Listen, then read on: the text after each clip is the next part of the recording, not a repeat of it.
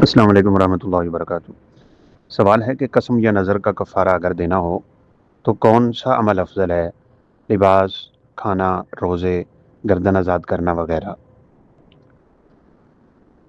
قرآن مجید میں اللہ رب العزت نے قسم کے کفارے کا جو بتایا ہے، فَكَفَّارَتُهُ إِطْعَامُ عَشْرَةِ مَسَاكِينَ مِنْ أَوْسَطِ مَا تُطْعِمُونَ، اس آیت کریمہ میں او تخیر کے لیے ہے، یعنی انسان کو اختیار ہے کہ ان کاموں میں سے جو مرضی کر لیں۔